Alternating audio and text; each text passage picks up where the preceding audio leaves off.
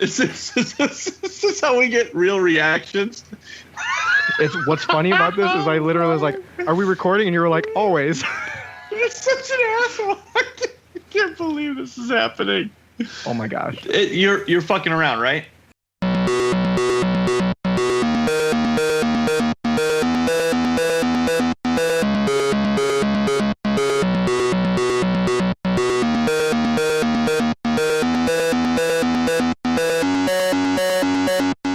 Everybody, and welcome to the Invincible podcast, probably the best superhero podcast in the universe. This is a show where friends sit around and talk all things Invincible, a comic book by Robert Kirkman, Corey Walker, and Ryan Ottley.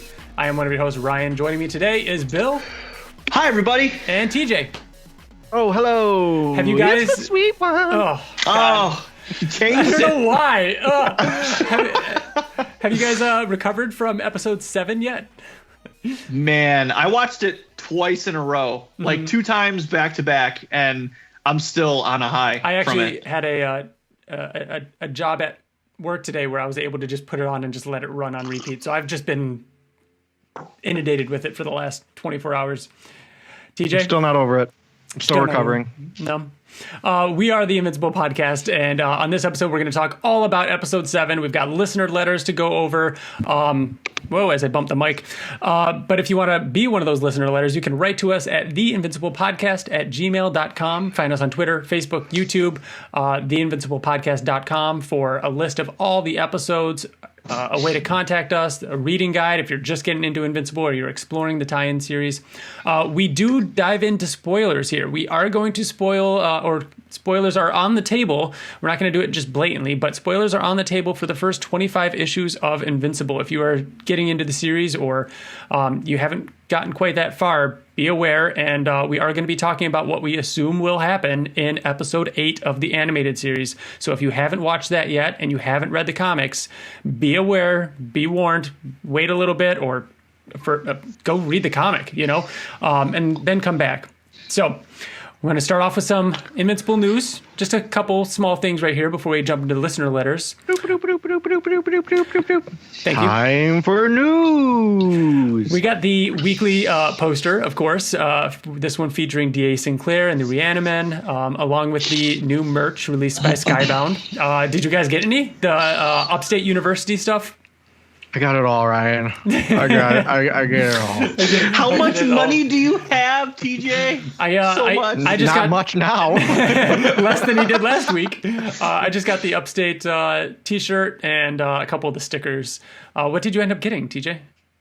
I got the backpack this week and one of the T-shirts, the college T-shirts. I was gonna get that backpack, but just a little bit too pricey. Plus, I have literally gotten something every single week up until now. So yeah. I feel like I had to get the backpack because eventually one day there's going to be a con or a convention where I get to walk around and have the backpack, and people are going to be like, "Oh, is that the fucking from the Invincible?" And I'm going to be like, "Fucking right, it is." And they're going to be like, "You're the fucking coolest person that ever lived." I'm going to be like, "You're damn right." I don't know, maybe not that part, but maybe I have to buy the backpack now. That's how it's going to go. Yeah, now you got to get the backpack. You've inspired me, TJ. So you've got like the backpack. 6 hours to get that backpack. All right, we're going to kick off the listener letters section here with what am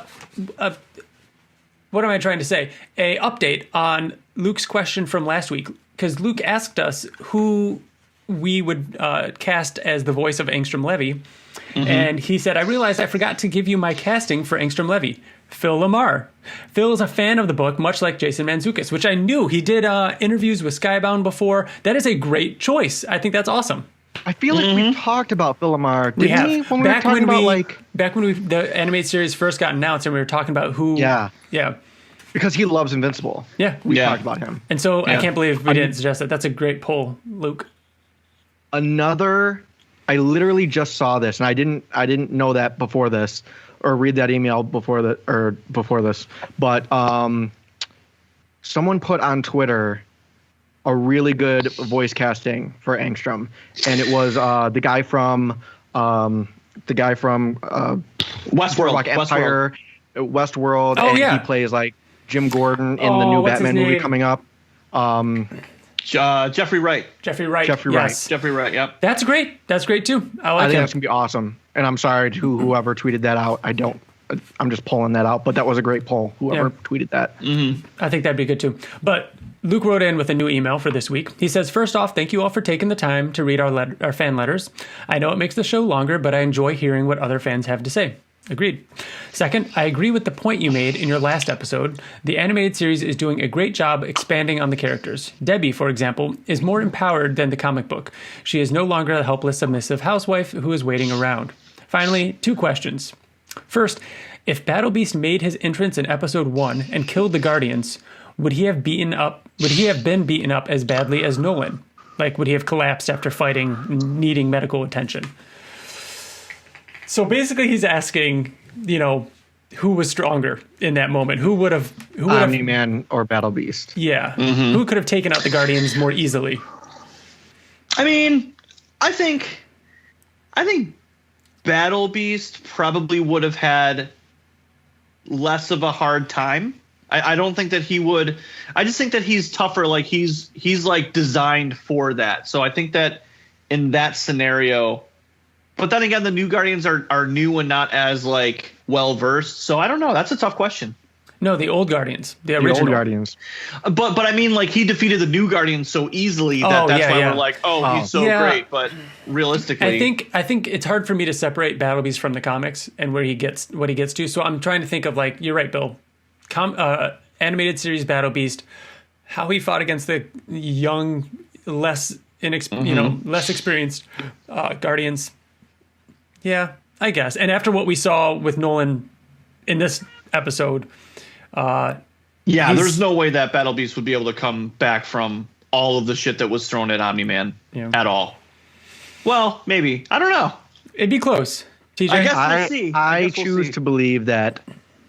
So if Battle Beast was fighting the old Guardians, they're still the guardians of the globe, and they protected the world for however long.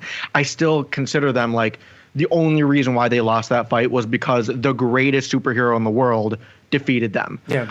And I choose to believe, I want to believe that's the case, and that they could have taken down Battle Beast, and it probably would have been like the hardest fought battle that they would have fought. But I think that it would have just been another threat, and I think they could have came out on top. The Guardians, not Battle Beast. That's interesting though. And then, but Battle Beast changes. Yeah. Current Battle Beast, I think they would have come out on top. Second, Oliver. Luke says, how has the podcast changed your lives? To elaborate, what did you not expect when you started this journey? Thanks for another great episode. The camaraderie between the three of you is great. Best, Luke. It is nice. I'll go first if you guys don't mind. So the thing I don't mind, changed, Bill. Why don't you go first? Yeah, the most for me has honestly been the fame, like the being. Like not being able to walk through grocery stores without being stopped and having to sign signatures and stuff. Definitely. That doesn't happen. No, it happened at New York City Comic Con. People were like, "Oh, hey, aren't you the Invincible podcast?" I think like 1 or 2 people, but TJ's gotten that before. For us, the reason why we started this podcast was just an extension of how we are. Like we just put a mic in the room and that's what we did. We would read Invincible and we would discuss it for hours on length. So I think what the show changed, for me at least, in my life, is that it allowed us to continue to have those discussions without the comic. Like after the comic ended, we're still able to talk to each other in great detail about this thing that we love and keep us kind of closer. Being adults and having like adult lives, it's definitely tougher to do. Yeah, we've been able to do that with this quote unquote job that we have. Yeah, there's probably, there's only a handful of friends I could say that I talk to, more than once a month, and I get to sit down with you guys every single month, sometimes more, in some cases every week for a long time to talk for over an hour about this thing that we love. And let other people join in on that conversation. That's been huge. Kind of going off of what you're saying, I was literally just thinking about this like yesterday and today about how like we do a podcast on, we're not like Kind of Funny, other podcasts out there. We do a podcast about a very specific thing, and it's just one topic. And the fact that we do that, and when we first started the podcast, it was kind of like turning over like a rock and discovering this like very tight-knit, already established Invincible community, like fandom community that had again already been established, and it's very much its own thing. And to come into that and meet the Rob Zetas and the Mike Barretts and the Rob Hagemeisters that have already been fans and are like big parts of this community, and coming into the community as the Invincible podcast. Looking back on it, it's kind of like, who the fuck are these guys? Where have you been? I would hate us too. I would absolutely hate us too. But we were welcomed in, and we made a lot of really good friends. And like even seeing Ryan Ottley for the first time, and Ryan Ottley being like, "Oh, you guys are the Invincible podcast," was so awesome. You know what I mean? And I think that that's the biggest thing that I take away from like how our lives have changed, is because we've made so many friends over the years, just going to different cons and meeting different people, and the people that write into us and everything. Like, and we kind of hinted at this, but it's also pretty crazy that, and it's still is very surreal that I could be like talking to Robert Kirkman about coming on the show next week. So if you guys got questions for Robert Kirkman, that's right. He's going to be on the show again next week. Don't know when that episode. It might be a little later than normal because we're going to try and record it in time for you all to send in your questions about the finale. But if you've got questions about the show in general, we're going to try and get as many of them onto the show as possible. But everybody's been so great sending in your letters. I mean, we've had more this week than ever before. There's a few that we couldn't get to today, but it's been great. We read them all, and we try and incorporate them into the discussion as best we can. But next week, episode 100, because that's right, this is episode 99, guys. Like, Jesus, like. That's one thing I definitely didn't think would happen. When Luke's asking what we expected or how things have changed, I never would have expected we would have made 100 episodes about this. Especially, we're not there yet, Ryan. We're not there yet. Not there yet. We're close, but we'll see. That's our penultimate episode. That's right. It is. All right. Yep. Who's up next? Okay. Phil. You want it? Phil, please. Okay, I'll go next. Please. So I have one from Simon Turner. Okay. Simon says, I bet that's the first time he's ever heard that in his life. Definitely. It's the first time I've ever made that joke, and you're welcome.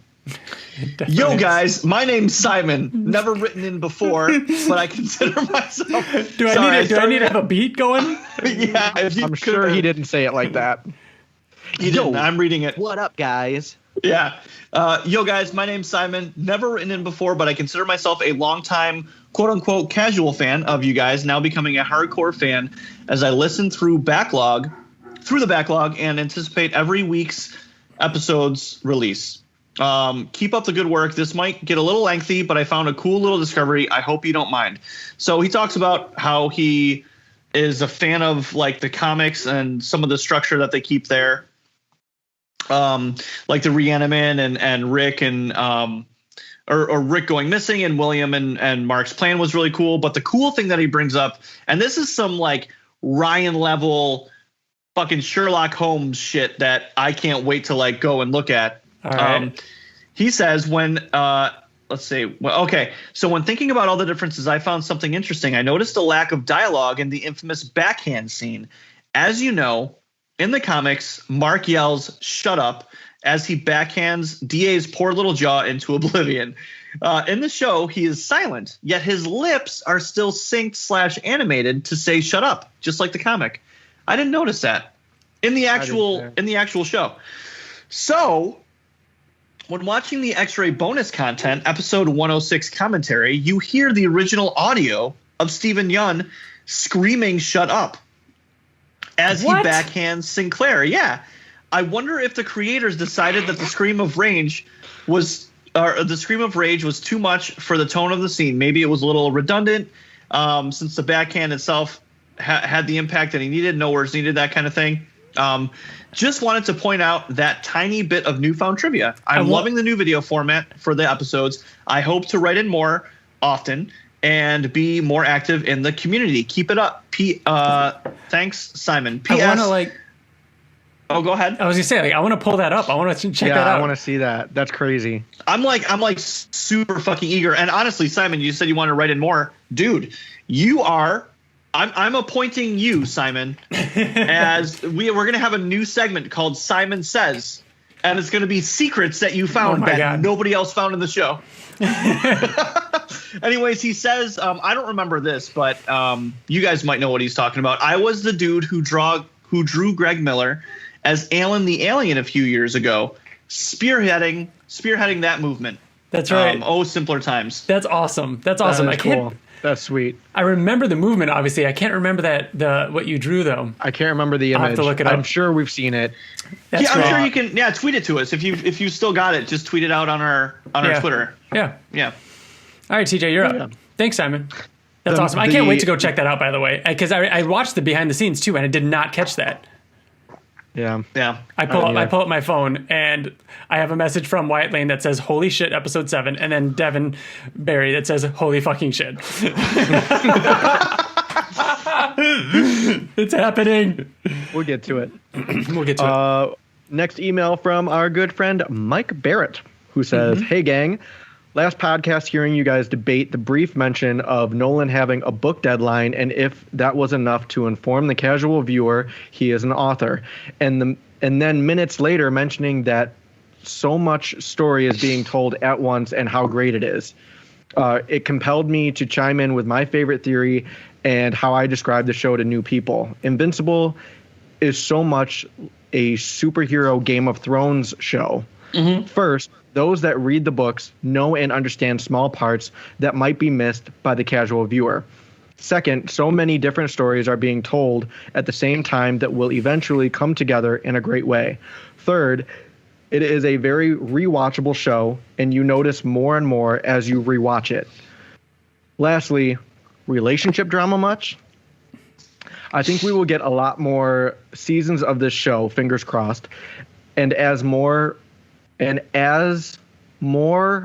it is told, you got it.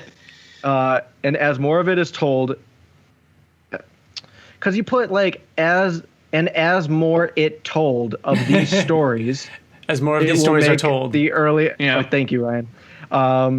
It will make the early episodes even more important to the story. For example, Nolan being a writer, Alan the alien being awesome, Battle Beast being a badass, just Flax and Dimension, etc. Just Thoughts, all the conversations, love, Mike. Just all the conversations between Nolan and Mark. Like anyone finishing the series can go back and rewatch episode 1, and it just everything has so much more weight to it. Yeah, definitely. Yeah. I've got one more email here. This is from Jose Santos. And Jose, thank you. This is an awesome email. It's very long. I read the whole thing. I can't read the whole thing here, but I'm gonna. He's a diehard fan, man.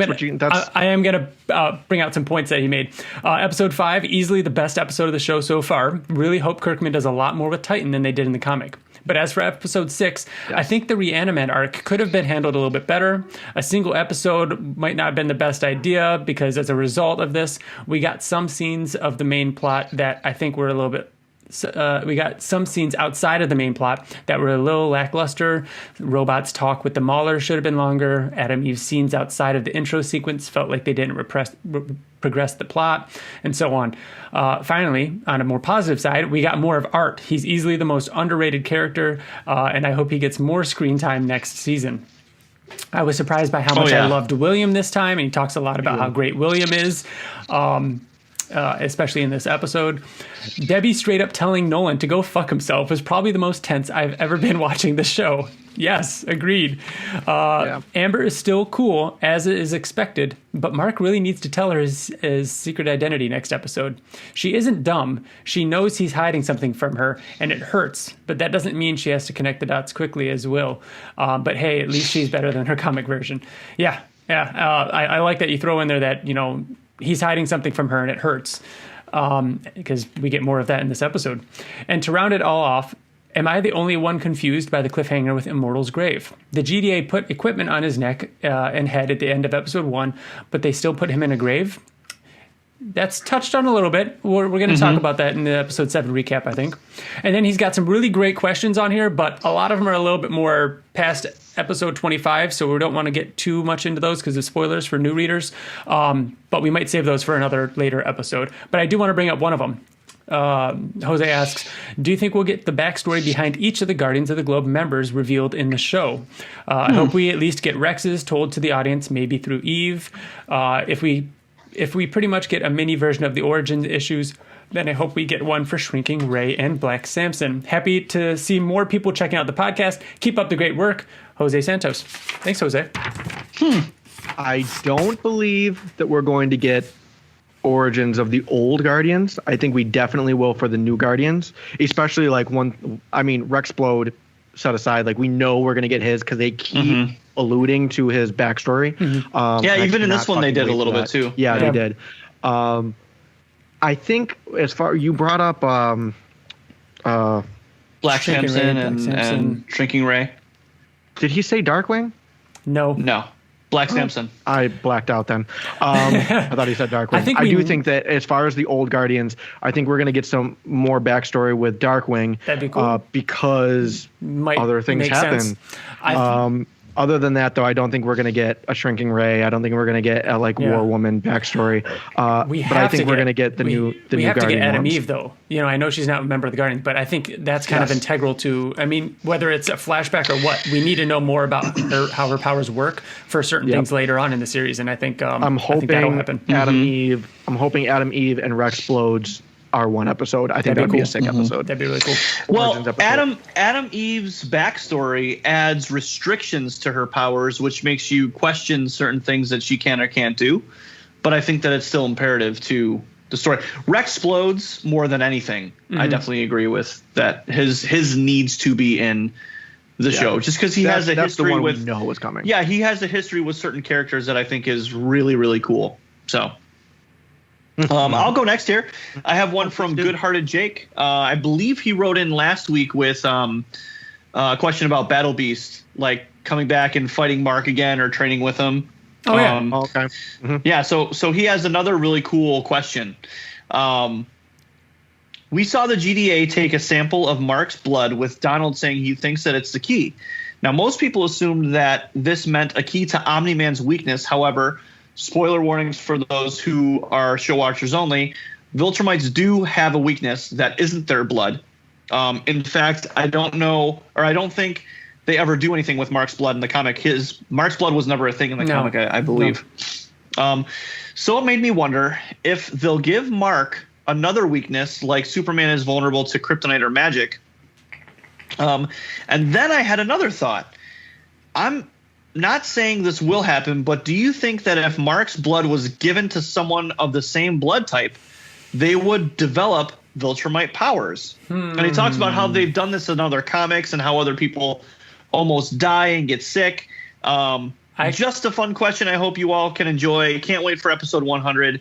Next week by this time is Red. Love, Jake. I like the idea of giving the blood to someone and it like mutating almost, or it being like maybe all a negative thing and it being angry and turning into like a villain or something like that. That could be a neat little side think thing. Think about a character that we haven't seen yet that I really hope we do. Wouldn't it be fucking cool, without spoiling anything for those who don't know who I'm talking about, if that is how Bulletproof gets his powers?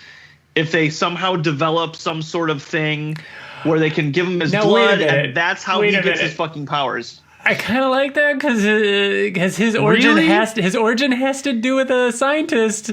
I mean, that kind of makes sense. You could do that, and then the way that character, you can change how he got his powers to be more connected to the universe, and still keep everything about that character's backstory exactly the same. Would he be a Viltrumite? You know what I mean? Like there'd be, or maybe it would just be. Powers. His origin is so good. I don't think it would mess with what makes his origin good. Just his. I guess. Just how. Just kind of. I mean, he kind of is like a Viltrumite, though. Like, he's super strength and he can fly. You know what I mean? So I guess it could work. I could see that. Maybe. And his name is Bulletproof, which is like kind of copying. He's like, well, I can't take Invincible. So, like, what else is kind of like impenetrable or no? Different. I don't know. I like that, though. I think I like it. Yeah. I'm good with it. It was cool. All right. Yeah. I'm all done. So, TJ, you got any more? Oh, yeah, I have 2 more. What? Oh, then I'm going to read that other one that you have. Because I think you have that one. Unless you're about to read that one. Go for it. Which one are you about to read? I'll read. Oh, because I'd be next. All right. This one is from Leah, who made it clear that it's Leah. I guess last week we couldn't figure out how to say Leah. We were like Leia. Yeah. She says, hey, guys. Episode 6 was the best yet, and it feels like every episode is that way. The Reanimen were done way scarier than the comic by far. Ezra really killed his lines, a perfect choice. When that first Reanimen kills himself in the comic, it felt very, okay, weird. But in the show, it was very creepy.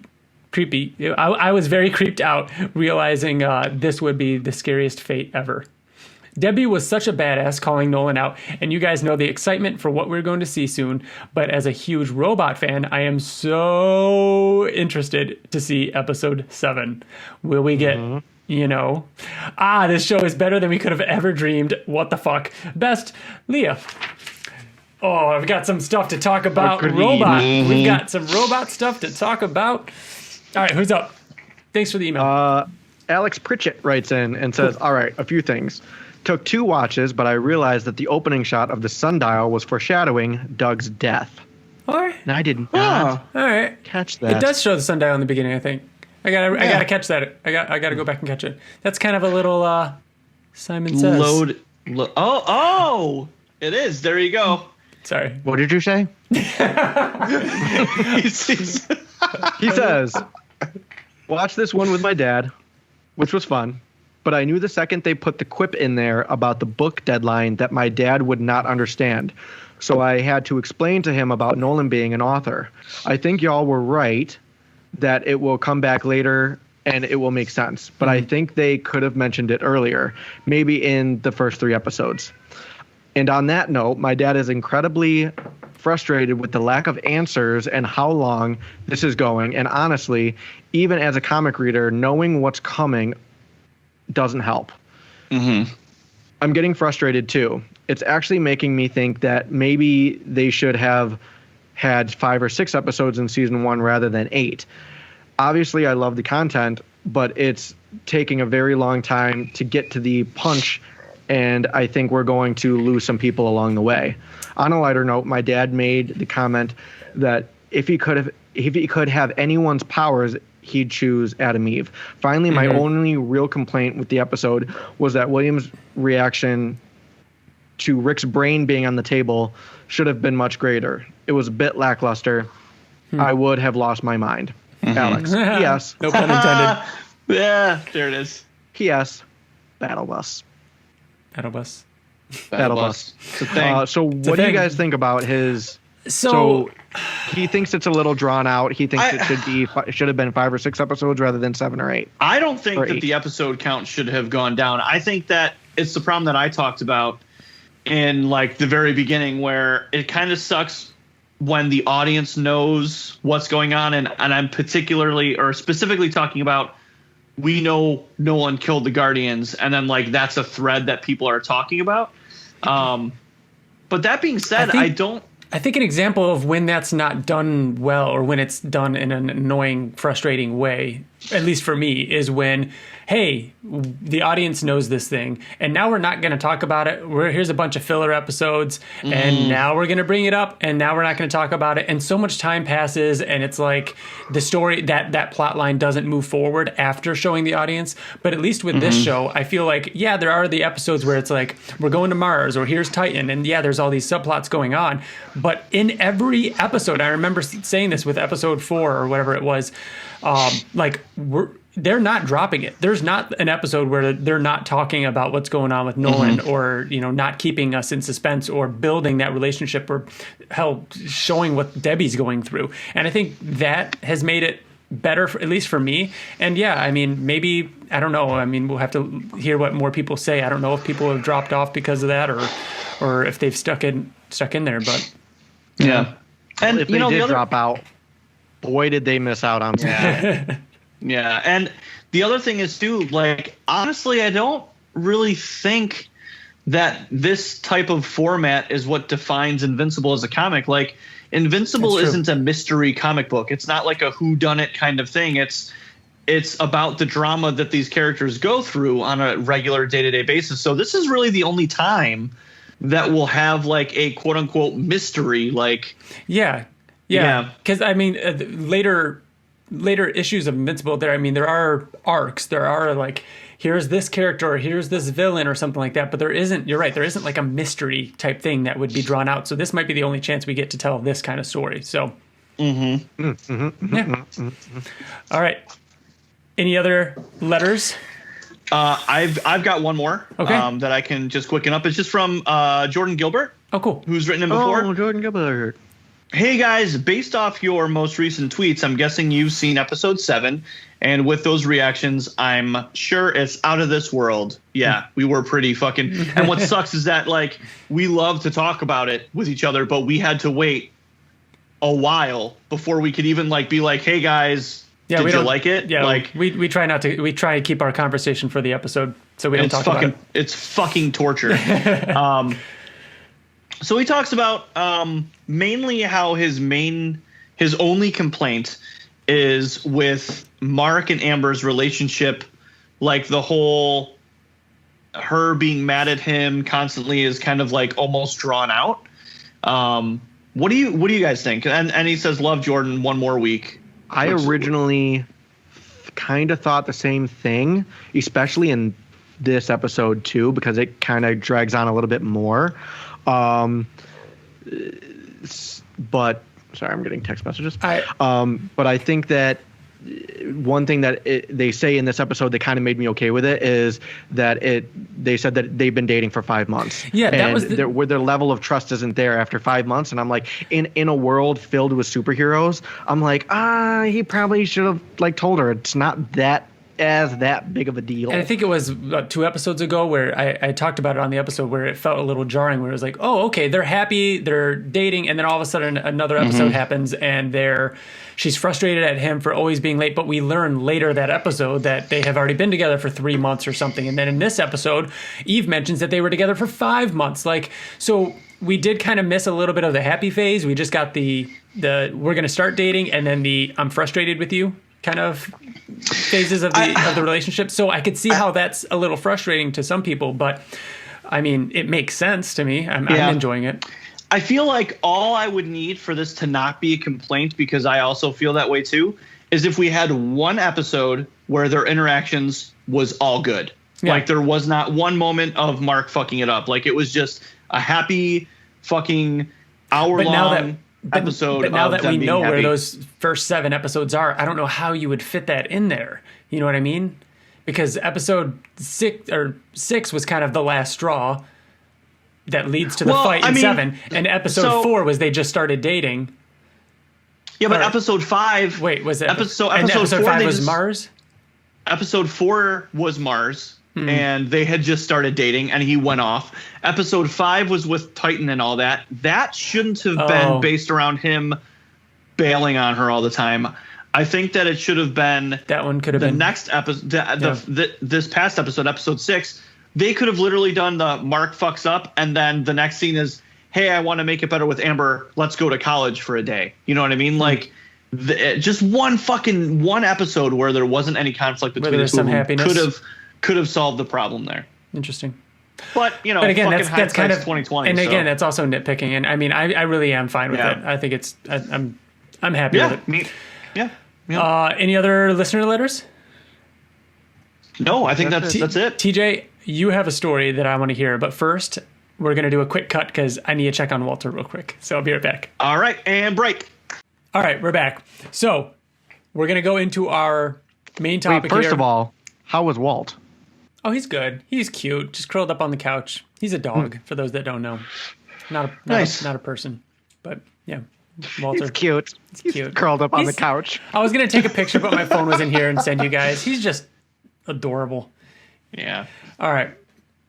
We're going to talk about episode 7. First impressions, though. What'd you guys think? What? Can I just say something before we get into the episode? No. Always. We kind of got away from doing like things that we're watching and things that we're reading, and it's because there's so much things which I miss doing. There's been so about. Much stuff to talk about, especially the last couple months. Yeah, and once obviously we have so much good Invincible shit to talk about that we're kind of prioritizing that. But there are 2 things I want to bring up that are just too good not to bring up. First, Final Space. Oh, Final Space. I've still only seen the first episode. What? I know. I'm sorry. What have you done? I know. However, it's so good. I thought about it good. when Mark yells "Dad" at the end of this episode. It reminded me of Lil Kato. Yeah, it did. Oh yeah, it did. Yeah. Oh my gosh. Yeah. It's so good right now. Season 3. It's so season emotional. 3 is very emotional. It's Really? all Oh it's 100% emotion. Like I almost cried during the last episode. I can't wait. It was tough. It was rough. Just binge and catch up. I'm going to. And number 2, Radiant Black. Yes, Radiant Black, a dude, new comic book. Issue 3 is so good, and it's out now. Everybody can go check it out. It's something completely different, and it's a really cool. It's cool. I don't want to like spoil anything. Like I want people to just go into it. It's awesome. But it does something different from normal comics in issue 3 specifically. We gotta have, but like just the overall story so far is so good. Yeah, and I really feel like it's going to be like the next big thing that I fall in love with. Yeah, it's been a lot of fun. Okay, episode 7, initial impressions. Right. Got that out of the way. What'd you guys think? Go ahead, Bill. You go first. Oh, me go first? Yeah, just initial top level impressions. Yeah, just man. As someone who's read the comic book, I feel like this was the first time that I was on the edge of my seat with like, what the fuck else are they gonna do? Like it was just everything with Nolan was fucking maddening. It was crazy. I was at the edge of my seat the whole time. It was phenomenal. It was so fucking intense. Good. So intense. I was so stressed out the whole time. I got to say, Bill, you sent us when our screeners were live, and you said that the title was, or I don't know if it was you or TJ, but one of you said that the title was TJ. We Need to Talk, which holy shit. And so, Bill, you watched it first, and then you were kind of like saying something without saying something in our texts. And so I kind of took that as like, oh my God. We need to talk. Bill's freaking out. Is it going to happen in this episode? And so, like, I'm like getting pumped up. But even with the expectations being a little wonky, it still exceeded it. And I mean, halfway through the episode, I was like, okay, so this is where they're going with this. And it just kept going. And oh my God, the robot stuff was awesome. Yeah, I'm so excited to talk about it. All right, TJ. Kind of what Bill was saying is where like, I feel like nothing in this episode happened in the comic. Like maybe a little bit here and there, but for the most part, the robot like, it was stuff was pretty. It was close, but there was it was close. Yeah, pretty much. But like, I don't know. It just completely went a completely different direction. Not a different direction, but like it was all new stuff. I haven't read the comic, and that's all we do is talk about this comic, and it was surprising. And I fucking loved it, and I was on the edge of my seat. Like it was exhausting. It was exhausting in a good way. When Cecil kept going, Cecil was handling the entire thing. Yeah, and I remember looking over at Liz and saying, Cecil going back and forth and handling the shit is making me so stressed out right now. Like he's teleporting to Nolan, and then he's teleporting back, and then the Guardians are like, we need to go, and he's fucking going on the camera. He's like, you guys need to fucking stay where you are. Like, oh my God, it was insane. Yeah, it was so crazy. It was great. TJ, didn't you told me you watched this one with your parents? Yes. What was that like? Are they caught up? Like, have they watched every episode? They've watched every episode. So no, what was what's it like? crazy? Like my mom. So like my dad like watches it, but he doesn't like pay attention. My mom is like hashtag Invincible for moms. Shit. Yes, but that story is going to come later because I think it's better told at a certain point. Oh, all right. Yeah. So let's get into this. Episode 7 recap. Episode 7, We Need to Talk, clocking in at the longest runtime yet. It rounds up to 49 minutes. Whoa, almost the 50-minute mark? Yes. Crazy. It felt like an episode and a half. Hey, so like, how long is this? It felt super long. I'm getting a FaceTime from my sister right now. Should I take it or should I ignore it? She's literally just watched the episode, probably. Take it, but let her know she's on the air and it's going to be quick. Okay. Actually, it looks like she just hung up. Okay, never mind then. All right. Episode 7, We Need to Talk. You're calling her back, aren't you? I am calling her back, Okay. yeah. Gosh. I still get excited about the Previously On. Dude. Like, the Previously On being like, this is all this stuff we've seen this season so far. It gets me really hyped up. Yeah. So the episode opens with Debbie waking up, looking to her side, and Nolan's not there. She walks around, walks down the stairs, sees the hole in the wall that he punched, and looks over. The bloody costume is there, and Nolan is just standing there looking out the window, and he looks at her. So right there, we were talking about what did we think was going to happen. I assumed he would not be there. I would have bet my life on the fact that he's definitely not there. There's going to be no conversation. How are they going to continue that? But I was surprised when Debbie woke up and was home. Like I thought she'd be gone. I thought like you didn't think she would just sleep in her bed. I didn't think that they would have had the confrontation that they did. But then thinking about it, being a married person who's gotten into fights with his spouse before, gone to sleep angry. Like no matter how mad you are, like you're not gonna. I don't know. Yeah. It's believable, I guess. Has Liz ever killed a whole bunch of superheroes? You don't. TJ. I mean, not that you know of. Maybe it's too early to tell. Maybe it's too early to tell. 20 years. Before that conversation, though, we actually see an awkward car ride with the ride back from the college. Mark tries to talk to Amber, but she just turns up the music. It gets uncomfortable, and the scene changes to the best Adam Eve scene this entire season. I love this scene. She's making coffee with her powers. It's Koba drinking water. Oh, I'm sorry. Yeah, like, sorry. What the heck is that noise? I'll mute it. Go ahead. It's Adam Eve making coffee with her powers, grinding the beans, boiling the water, using the French press, and then waking up all like beat and just worn out from superheroing. And she walks over, gets her coffee, and uses her powers to kind of like clean up and freshen up. It's so, and dude, she has a Teen Team mug. You think that's going to be this week's merch? Al, I will put all my money on that Team that specific thing. I want will that be mug. Purchasable. Yeah, it will definitely be. I feel like it has to be. So then she does that, checks through social, and you see like people commenting on how she's helping them, and then she flies up on her little tree house and then watches the sunrise. I love this scene. I love this scene so much. Yeah. It's so good. It's the music. They do music so well, and I believe it was I Like Myself most of the time by K Flay. Yep, this one, and it was interesting because like last week we had like 7 songs. This week 3, but they're all very good and they're used in really good ways. Yeah, they're really really good. They're always so good. Back to the Grayson household. Debbie, the first thing she says, Koba, is just a wrecking ball. He's an asshole. I'm so sorry. Debbie says the first thing she says is the question that we had on our minds for so long, for weeks now. Why did you keep it? And he said he needed it to take care of Damien, which is like, cool, makes sense. I like it. And also because part of him wanted to think that maybe he wanted her to find it.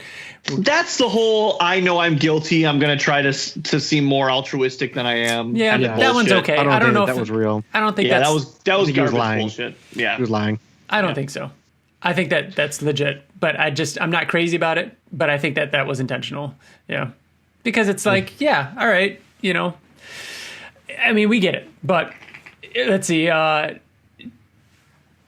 She says, why'd you do it? I want to know the truth. Were you mind controlled? Was it blackmail? Did somebody threaten to hurt me or Mark? And he's just like, I just need you to trust me. I had to do it. You and she's like, trust you. You're not telling me anything.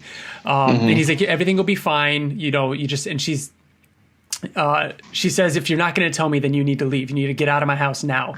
And he says, we'll talk later. And he just blasts through the roof, which is like. But before that, when he was in the air. Yeah. And I was like, oh shit, what the fuck is he about to do?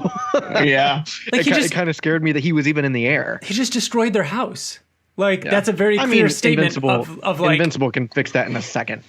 I mean, I guess. You can just be like, hey, Adam Eve, come fix this hole. And she's like, all right. From this moment on, he has a very clear disregard for everyday life things. You know what I mean? It definitely felt that way. It felt like, fuck this home. There's no point of it anymore. Yeah. Like Debbie grabs the phone. She calls Mark. She says, you need to come home now. It goes straight to voicemail, Loaded gun. Mark's phone broke. Last episode. Who said it? Who brought attention to it? I think it was you. That was me. Yeah. Yeah, you were like, oh, his phone broke, and they drew attention to it. Here you go. So he can't get in touch with him. And then the camouflaged, invisible GDA are there, and Donald is there. He says, Debbie, you need to come with me. There's no time to waste. Cut back to Mark and William and Amber. They're dropping Amber off at her house. Amber says, bye, William. She walks in. William's great in this scene. Amber, Mark goes after her, and she's like, no, Mark, I'm sick of your bullshit. And William's like, ooh. A really just great line from him. Yeah. And Mark says, like, listen, I'm done. This is it. I'm ready to make a change. I need it. I'm going to tell you why I've been, terrible. It's because I'm in. And then she slams the door in his face. She goes into her room to start unpacking. And I don't even know where my notes are. I'm just kind of just remembering at this point. I lost it. And he flies in through the door, or through the bedroom window, and startles her for a minute. The curtains are like waving, so the window was already open. He flies in, startles her, and then he says, it's okay. Takes the mask off and says, I'm invincible. I'm a superhero. This is why. I like that he's like smiling. He's like, this is the reason. This is it. So this is I'm off, going to Mars, fighting villains. It doesn't show her reaction. You don't hear anything that she's doing. And he's going off and talking. And then all of a sudden he's like, are you fucking listening? Hear her, like, she's like unpacking. Yeah. And he's like, did you hear what I just said? And she's like, yeah, Mark, I know you're a superhero. I figured it out weeks ago. Awesome. I applaud you. Like, so good. So One perfect. thing, though. One thing. Oh, TJ. Oh. She was mad at him specifically because he disappeared. You left us alone with the Reanimen. She's giving him a chance to fucking tell her. I guess, but like, tell me. And that scene told us anything, that Amber is a hero. Like, she's the first one to run out there and save people. And she knows he's a hero. You don't trust her. She doesn't know that William knows. She doesn't know like anybody else knows. They're in front of like Rick. I know, but the point is, like, she's giving him the opportunity for 5 months to be honest with her, and she feels obviously that she deserves to know, and yet instead he keeps lying about it. No, like, I love all that, but in this episode, she keeps saying, like, you didn't trust me. Yeah. We've been dating for 5 months and you didn't trust me. I get all that. It was just the whole, you left us alone. And he's like, I want to go get help. And she's like, no, you're lying. Like, you left us alone here. And it's like, well, you know that he just fucking saved your life. You know what I mean? Like, I don't know. That's the only it was minor. It's not like a thing that I know, but I actually like it more knowing that, because it's her, like, she's not crying because he left her. She's crying because she's like, how much longer are we going to do this? No, literally, I like that too. Yeah. It's they're in her mind, and I think that she's right. There is no excuse to treat your spouse like that. You can say, I'm the president of the United States of America. It doesn't matter. You shouldn't, then don't be with me. If you can't make time for me, then don't fucking be with me. Like, that's what she was saying. She's like, I don't fucking care that you're a hero. I don't care that you went to Mars. Like, fucking don't lie. Don't waste my time. Don't go off and make time for me, or don't. Like, and that's what makes that scene so fucking good. And to your point, TJ, like, yeah, he could have very well been in his invincible costume, but like, hey, it's me, it's Mark. I'll take care of this. Like, I think she fucking handled it how any normal person should have. We're all in agreement with that. It's not that. It was just the little thing of her being upset about. You left us alone. And that was literally it. I agree with you. And I agree with you, TJ. Like, and I know that what you're saying, I'm Ryan, doing the headcanon. I'm making that was it. Yes. And not giving him an opportunity to. Yeah. I just don't think it was the right time for her to give him that opportunity. That's why I think that it was. Oh, I see, TJ. You're saying in episode 6, like if she knew that he was invincible, then her reaction shouldn't have been what it was. That's what I'm saying. Okay, I could see that. Yeah, but even later on in episode 6, where she's like crying, I get that, and she's justified in that, and I like. Yeah. Amber says it's not enough that he told her right now. She just wants to be alone. So he leaves the Mars rock on her windowsill and flies away. Mm-hmm. Amanda is walking into a dark, empty Guardians of the Globe base, and is like, "Is nobody here?" And then all of a sudden, music kicks in, fireworks go into the air, and they threw a welcome back party for her. Awesome! Rexplode is great in the scene. He filled all the milk cartons with her, or he put her face on all of them, and she said that she's lactose intolerant, and he's like, "Don't you know me? I filled them all with beer." And then there's Duplicate and Shrink and Ray like, do you know what it took him to do that? And he's like, yeah, I poured all the milk down the drain. Yeah. Black Samson saying, like, why don't you put forth this much effort to, like, training, being a hero?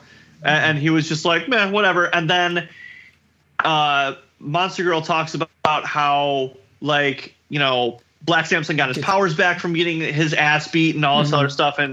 And then it's funny, like, I love the camaraderie that happens between Rex and Black Samson. Yeah, like, Black they like Samson, kind of like shove each other. He like shoves them a little bit and like jokes with them. And I was like, it's the first time that we see that, because the only interaction I think that we really had with Rexplode and Black Samson, they were arguing. Yeah, and now they're like an established team, and it was because of the Battle Beast fight, where they actually fought like a team, like Black Samson was saying. Yeah. Now that they did that and they thankfully survived all that, they're all recovered. They're all one team and they're joking with each other. I love that. So Amanda thanks Robot and says, if it wasn't for you, I'd be, I wouldn't be here right now. And he says, of course, I would do anything. I will never let you die. Like, oh God, that was so cool. It was so funny. So her face, she like backs up real slow, and then all the Guardians are just in the background, like holding their milk cartons, like, what the fuck? And then Rexplode. Rex.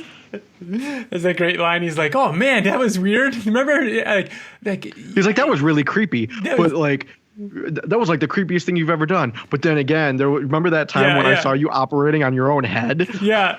I just walked in on him, and he had his own head, and he was prying it open. But yeah, that was really funny. So, but Robot's glitching out a little bit because he's also driving a semi-truck to the Mauler's base of operations. The truck opens up. Robot steps off. He has arrived in a different robot. In another robot, yep, which we've seen since last episode, how there can be multiples of them. Drones, yeah. Yep. He walks off, and Rudy is there in the tank. And the Maulers ask what's going on, and he's like, come on. You guys know what this is. You can figure it out. And he's like, it's the real robot. They show him the body that they're creating for him, and Robot scans it and finds all the like hidden like booby traps or whatever that they put in there. And Robot says that I'd be disappointed if you didn't try. Robot insists that they install a neural link so that he can, use it telekinetically or telepathically, and to obviously take out all that stuff. Yep, and to take everything out, and that your payment will be the control collar from the GDC that you're looking for, which was a cool little reveal because we asked before, like we couldn't figure out what they wanted or the schematics. What's the schematics exactly? Yep. All right, so now we got Mark and William sitting at a Burger Mart. William's worried about Rick. He was pretty messed up. Mark tells him, Cecil and his team know what they're doing. He'll be fine. They're going to do the best they can. And William's like, man, you should have helped me sooner. We probably could have saved Rick if you would have helped me. And Mark's like, yeah, I know. I suck. Yep. I mess everything up. Yeah, I mess everything up. I screw everything up. And I like William's line here. And he's like, go figure. I finally fall for a guy and then boom, cyborg. I like that line. What I do like about this scene, though, is when I first watched this, and I'm thinking about like Mark is in the passenger seat, and he's like, "Yeah, I know, I suck. Oh, my girlfriend broke up with me," and all these like trivial things, and he has no idea that something huge is going on in the background, and he's like, "Woe is me," and like it's the end of the world, and he has no idea. Yeah. It's coming. I love that. He randomly drops that Omni-Man is his dad, and William's like, "Oh yeah, how did I never see that? I can't believe I never see that." Yeah. And William calls him out on it. And he's like, "You know what, man? You messed up. Big deal. If I can deal with losing the best guy I've ever had, you can figure this out. You got superpowers. You have your dad's the greatest hero in the universe. You have a mom that loves you. If you just study a little bit, your grades will be fine. Stop, being an asshole about it." And then sorry, not sorry. Yeah. And he says sorry, not sorry again. And I think that's going to kind of become his like tagline. Yeah. He says, "This is what friends do, man. Tell you how it is." And he's like, "I just got dumped." He's like, "You got dumped 3 weeks ago and you just didn't know it." All right, pause. I loved that line. This is by far the greatest fucking metaphor that I have ever read, seen, heard. Like, this is fucking genius what William compares this to. Go ahead, Ryan. Oh yeah, he says you got dumped 3 weeks ago and you just didn't know it. It's like you were one of those samurais that got cut in half, and then the top half slid away from the bottom half. Like, oh no! Yeah. You just didn't even know it. It's so good. Mark's like, "You know what, man? I gotta call out. My mom died at that part. Really? Did she really? Yeah, dude. Did she really, dude? That's awesome. We almost had to pause it because we were laughing so hard. Like, so fucking good. That's great. All right, Mark leaves. He wants to find someone else to talk to. We're back at the Pentagon with Debbie. She walks in, immediately goes up to Cecil and says, "Cecil, Nolan killed the Guardians." Cecil says, "I know," and immediately gets slapped in the face. So good, so good. How could you not tell me? Yeah. Because we were investigating him. We were trying to get information on him, and that didn't work. We needed to find a way to stop him before making it public or bringing it in. And she's like, "What do you mean stop him?" And he's like, "Everything we've done, everything we've thrown at him isn't working. There's only one thing that we think might work. Where's your son, Debbie? Where's Mark? Where's Invincible? The bloodiest that it's been." Oh my God, it's so bloody now. Do you guys think that we're gonna get more blood on the next one, or do you think they're gonna go back to a clean slate? It's gonna be so bloody. It's gonna be so bloody. What if the title is at the end of the episode and it's clean again? That's pretty meta, Ryan. I don't think so. I think we're just gonna get blood in the beginning. Yeah. All right. The Maulers. It would kind of be it would be like anticlimactic because everybody's like, "I can't wait to see the fucking." Yeah. Well, that might tie into something that happens at the very, very end. What if there's two title screens? Yeah. What if there's one and then they say Invincible again and it's like clean slate? It could be. Yeah. All right, we're back with the Maulers and Robot. The Maulers take Rudy out of the tank, and they talk about, and he's like, "Sorry, I never designed this tank to be for me to ever leave this tank." And they're like, "What changed?" He says, "I met someone." Quickly give him something to breathe, a mask, because the air is toxic to him. And the Maulers, start setting up. They have the young Rex on the one table, him on the other, and they tell him, they're like, "This is going to be painful." And he kind of chuckles to himself and he says, "My entire life has been painful." This scene, dude. This is a really terrifying truth of cloning and transferring your consciousness. So, like, if you were to clone yourself and transfer your consciousness, you would still be you. You know what I mean? But you would die and you would cease to exist. And then that copy of you is just that, a copy of you with your consciousness up until that point. But you still die. Yeah. And they explain that really compassionately to Robot. Like, the Maulers are like, this is just a copy of your. Yeah, this isn't a transfer. This is just a copy. Like, you're still gonna die. And and Rex was. Well, they Rudy don't was say you're going to die. completely- Like, he wouldn't die. That's not how this device works. They would both Right, live. I don't know that yet. That's what happens with them every time. There's some issues because of his oversized cerebrum. You know, they fix that, and there's a great moment where they both raise their hand up because it's almost like they're both seeing the same thing and experiencing the same thing. It was so good. Did you guys? Were you emotional during this scene? Yes. Were you this scene was. Bro, I was like, I'm not crying. So you're crying. Like, it was. Really I wasn't fucking emotional. hard. This is why. Yeah. This moment. So Rudy opens his eyes and stands up and he says, "Which am I?" Which is awesome. And Mahler say, "See, it's not just us." But unfortunately for you, it's going to be a little more obvious. That's when I got emotional, where they were like, "We know it happens to us all the time. It's a sacrifice." This you know part, what I mean? Like, this part, oh though, shit! Like how compassionate they were to that. Rudy, or sympathetic to it. Rudy walks up to the original Rudy and says, "I'm sorry it wasn't you." And the Rudy on the table says, "It's okay. Be happy. Change the world. Experience everything we never could." And he starts crying. I will say that the Rudy, the deformed Rudy, sounds exactly like Pennywise the clown. Oh, don't be happy. Oh, come on! I never caught that. He sounds so much like Pennywise. No way. I'm gonna cut it out. I'm gonna send it to you. I know I'm right. All right. And go away, Oliver. And then go away.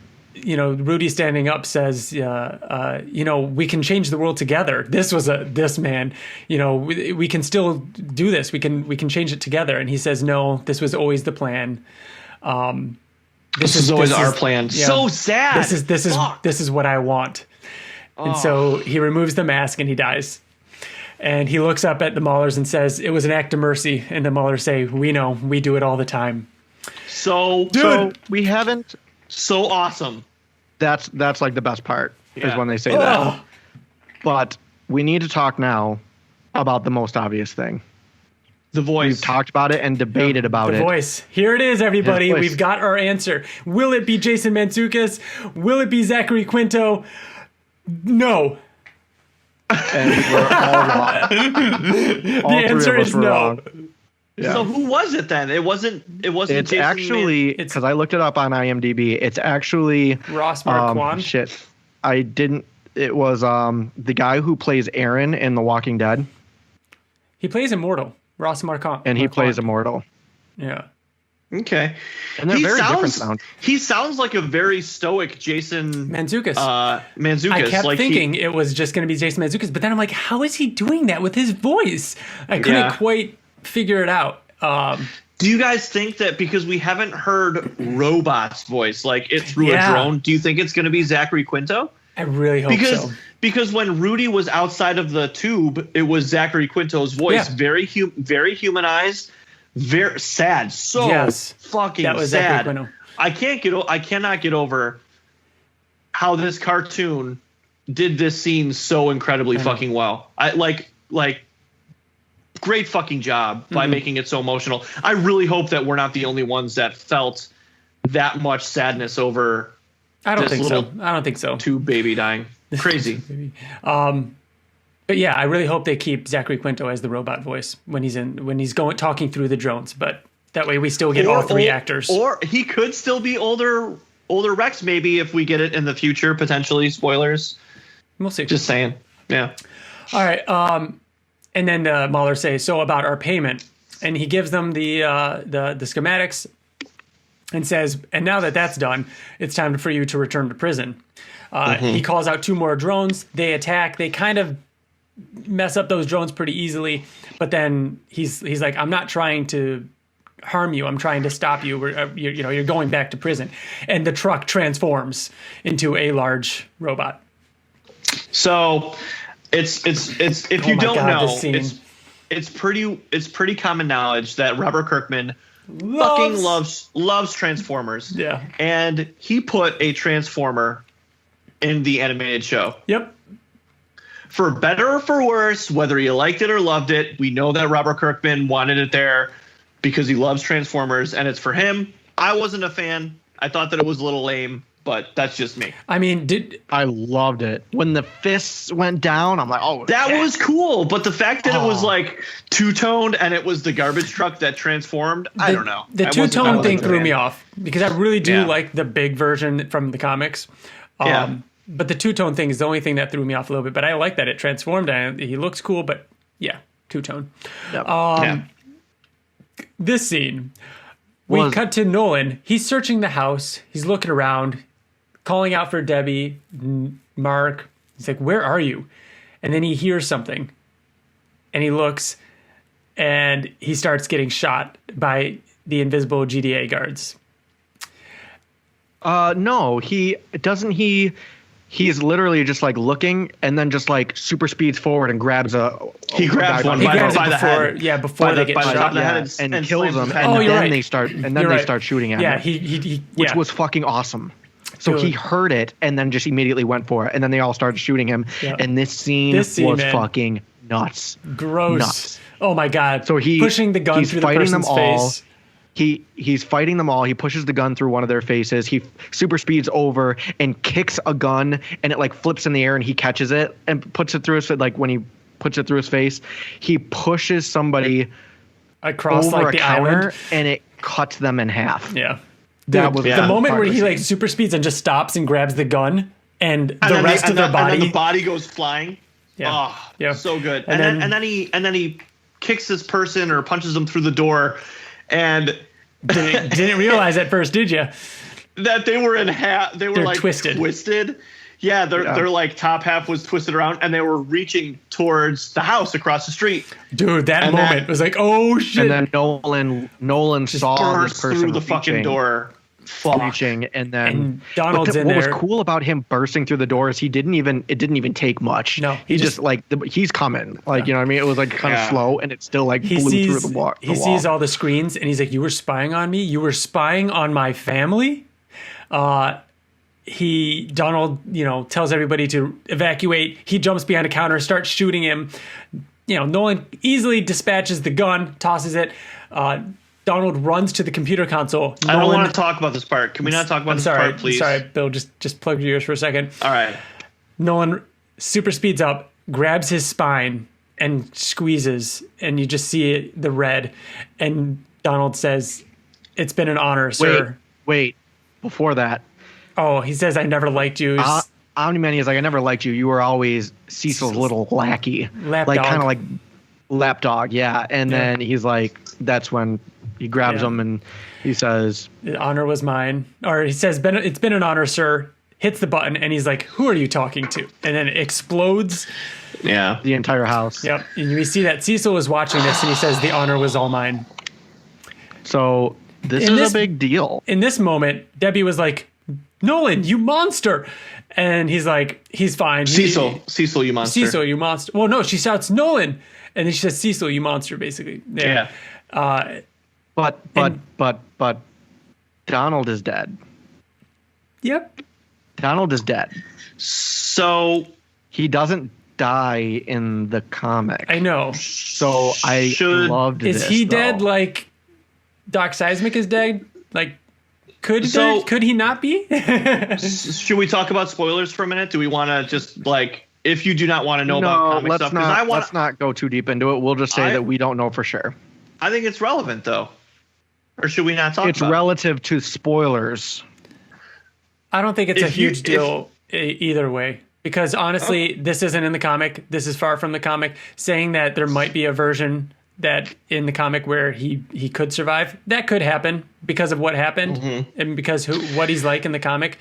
Maybe something happens to Donald in the comic that in Brit is a backstory as to how he is the way that he is, and I think that this is his backstory. I think that would be cool. I think that that's what I was expecting until like it showed Nolan and he just had like bone particles in his hand, and I'm like, oh, maybe not. Yeah, Donald's gone. Yeah, so he might actually be gone. Yeah, which is sad. I like Donald. Very sad. Very sad. I love that they do that though. It didn't even phase Nolan. I love that they did that. Cecil says he's going to find Mark. We have to find him first. Eve is flying. scrolling through the news, figuring out like where to go, and Mark is there, and she's like, "Oh, so you're the one I'm helping today." Back to Robot fighting the Maulers. Cool action scene. We got Run the Jewels playing. The Maulers are working together. Builds a gun. Almost shoots Rudy, but Robot saves him in time. Robot gets the upper hand, but then gets a call from Cecil that says it's apocalypse priority. Apocalypse level priority. The Maulers turn around and Robot takes off. He leaves. Now we've got William. Well, the Maulers are still out there. They didn't get taken back to prison. No. They're still free. I mean, we'll see him in a little bit. We've got William driving home. This scene, man, is one of my favorite scenes of this episode. I think it's my favorite scene. Of this episode? This scene? Dude, he's not crazy. Dude. William's driving home. It is everything you know. Oh. So the reason why I think this is my favorite scene is because everything's done, and it is at the height. The highest, the stress level is at the highest it's going to get before shit hits the fan. Yeah. And you know that William is in real danger here. Yeah. But William doesn't really know it, but he kind of senses it. Yeah. Like that's something what makes is off. it. Oh. Oh my God. It did feel, you know what? It did feel very Breaking Bad. Yes. Walter with the knife, like the penultimate episode of Breaking Bad. It felt very much like oh fuck, because William has only ever seen Mr. Grayson as just that, you know what I mean? And when Nolan peers in the window and he's like, "Where is Mark? You were supposed to drop him off hours ago. What did you do? Where is Mark? Yeah, dude. Call him." And he's like, "Oh well, he's this, and he went off with Eve," and then you could see the roof of the car bending in because he's just grabbing the roof of the car, and he's like, "Call him." He doesn't have his phone, and then you're like, "Oh shit!" Like he's about to kill William. He tells him where Eve is. Takes off. That's not blood, is it? Yeah, dude. Yeah. So uncomfortable. Brutal. And then he takes off and it shakes the car and everything. Ooh, yeah, great scene. We've got Cecil asking the new Guardians of the Globe to sit tight. Robot's just standing there, frozen again. They make fun of that, and they're like, we really need like the spinny thing to know that you're still alive, and that, And then Rudy walks in. I'm very much alive, more alive than I've ever been. Cue Rex Explode. The fuck. Rex flips out. And Rudy's like, I can't really explain. He's like, no. You're going to explain right now. Yeah. Cut to the Pentagon. Omni-Man is on his way to intercept Mark and Eve. And we learn that you need the bracelet to teleport. He tells Debbie that. And Cecil says that it's time to bring the hammer down. Drop the hammer. So, knowing the comic, this entire time I'm thinking, is it Immortal? Do they know about Immortal? Immortal's got to come in. Too. And I keep thinking Immortal. That. And then go ahead, Ryan. So Mark and Eve are sitting on a waterfall, and Eve's like, sorry you got dumped. And they have a great conversation here about, what they want to be, who they are. Eve talks about how she didn't know who she was at first, and it took her years of being with the team. And Mark is kind of in the wrong here. He's being a little dramatic. He's the whole wrong. He's like, I'm never gonna be a superhero again. And Eve's like, I'm done with this. Shut the fuck up. Yeah. Like, we can't just ignore when we're needed. Yeah. Right. Yeah. And he kind of bags on her a little bit for doing what she's doing now. And she's like, hey, I've saved more lives in the last 3 days than I have in the last 3 years. Because he's comparing the two, and he's like, I'm just doing what you're doing. And she's like, fuck you. No, you're not. You're not doing even close to what I'm doing. I'm still helping people. Yeah. You're just giving up. And this was the line or the point in which, he's like, well, you're the one that told me not to tell her my identity. And she's like, yeah, but I didn't tell you to string her along for 5 years while being an asshole. Months. 5 months. Yeah. 5 months. Yeah. So cut back to Nolan, who's flying, and there's like blue particles all around him, and he looks and he's like, "You wouldn't dare." And he gets blasted. And he just gets blasted by a laser from space. This explosion looked so awesome. The animation was awesome in this episode. It was so fucking awesome. The way that it grew and expanded, awesome. Yep. All the birds dropping dead. That was cool. The dust clears and he's standing there. He flies up and they try to hit him again. And he's flying through the laser and just destroys it. And he screams as he's running. Yep. He screams in the director's cut in the X-ray coming. He's like, "I'm back," like that. And then, what movie, TJ? I know it. Oh, please. Okay. Independence Day. It's Independence Day. Welcome to Randy Earth. Quaid. Yeah. And then Cecil says, that was the $400 billion nosebleed, world's most expensive nosebleed. Because that's all that happens to Nolan is he gets a little nosebleed. Yep. A little nosebleed. He says, "Prep the teleporter." Now we're back to Rudy. He's like, "And then I did this, and then I did that. Any questions?" And Rex is like, yeah. Why the fuck do you look like me? Why do you look like and the not child only do you look like me, you look like you're right. a kid. And even Duplicate and like Black Samson are like, yeah, that dude, that's kind of fucked up. No, Black Samson's like, yeah, you didn't even ask. And then Rex is like, that's the problem. You have a problem. And they're like, with it's so messed up. While this is happening, you're getting little glances from Amanda. I love this. This is so good because she connects the dots before everybody else is weirded out and freaking out, and she's like, holy peeking. shit. She's peeking. She's like peeking. And then he like glances at her and then glances back up at Rex. Oh my God. Oh my gosh. It's so good. It's good. It's so fucking good. It's so and fucking so good. she speaks up. She's like, he did it for me. And he talks about how Monster Girl was trapped, an adult trapped in this body, and I was trapped in this metal cage, and now my goal is to help her.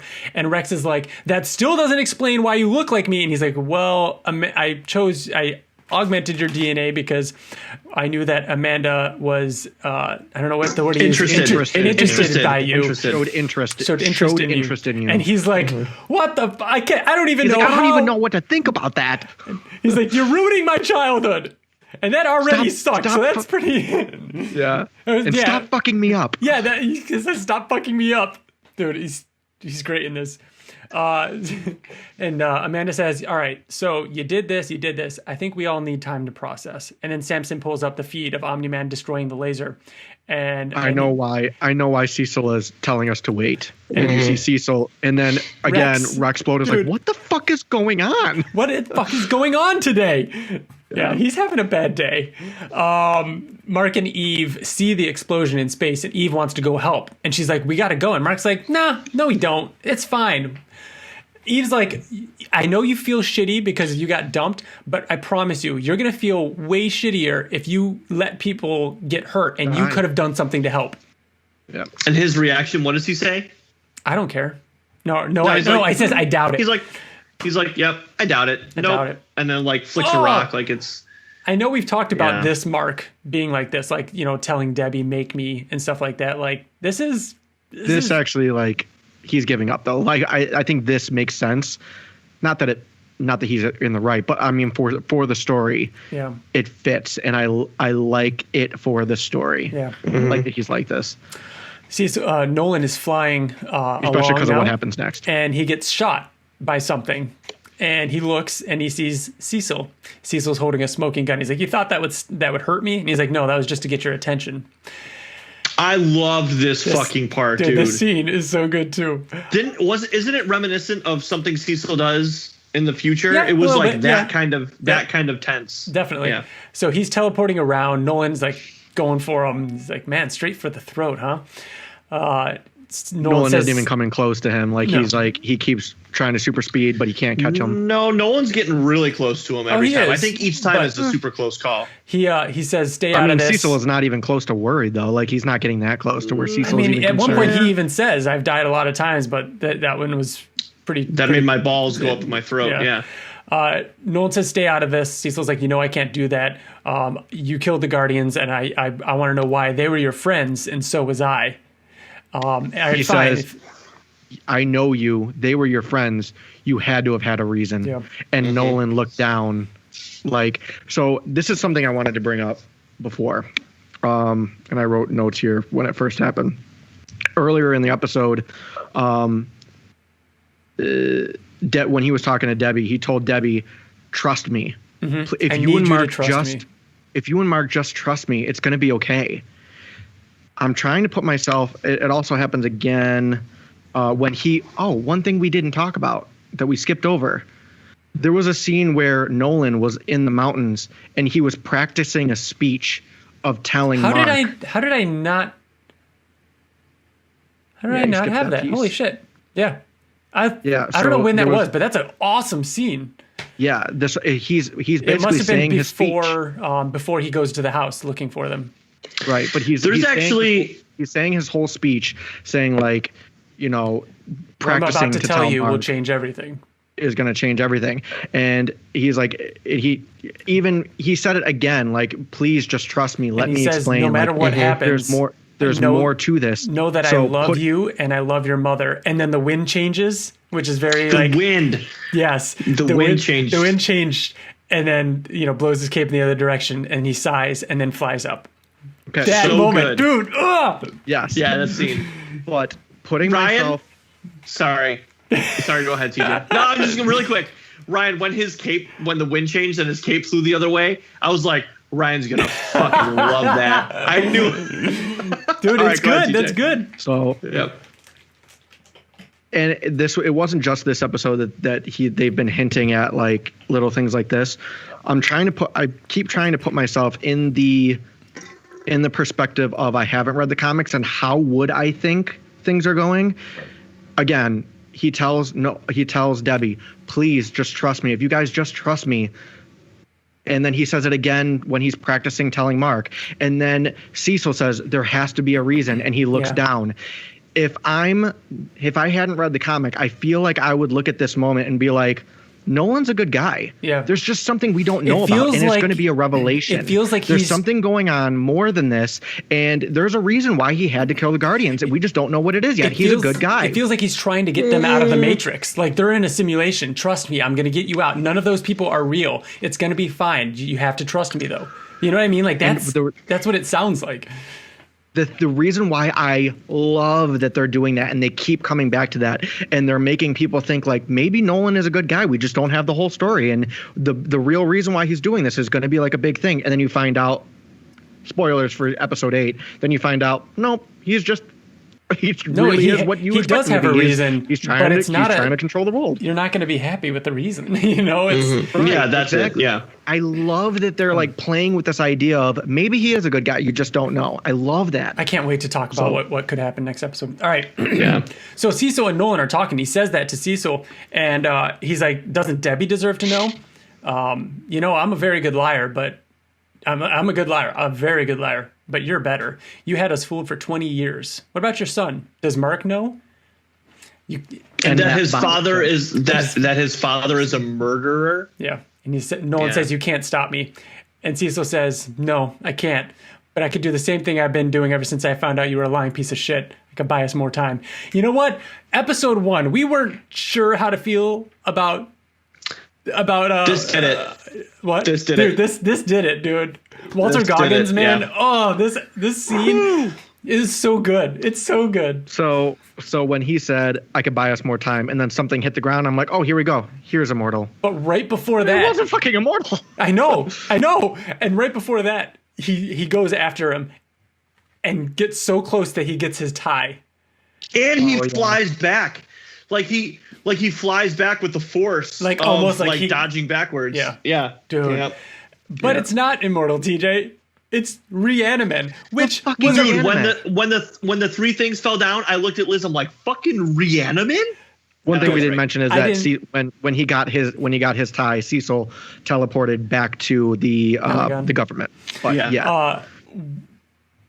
What I did not think Rhiannon until I saw the Rhiannon, because who gives the loaded gun in the episode right before? You know what I mean? That was so cool. I did not expect that at all. That was Me awesome. neither. When they popped out, I'm like, holy shit. Yeah. I could not again, this didn't happen in the comic. No. It was so surprising. And so Debbie's like, what are those? And Cecil's like, dead soldiers serving their country one last time. And they were fucking feral and Yeah. scary as shit. And they were biting strong. They were really his giving him face a- and stuff. They were giving him run a for hard his money. time. Yeah. And, D.A. Sinclair is there, and Omni-Man destroys him, rips him in half. D.A. Sinclair is pissed. I like that Cecil said, like he explains that we took them from this guy here, and then D.A. Sinclair is pissed off because Omni-Man is starting to tear him apart, and he tries to say something, and Cecil's like, "Shut up! I don't even like looking at you." Yeah, it makes me He says, sick I to feel talk to you. dirty. I feel dirty talking to you or something like that. I like that. I like that they're showing that, like, That he still understands he still that's knows a bad what person. kind of person. Yeah. Then Cecil says, get Hail Mary out and feed her this, the teleporter.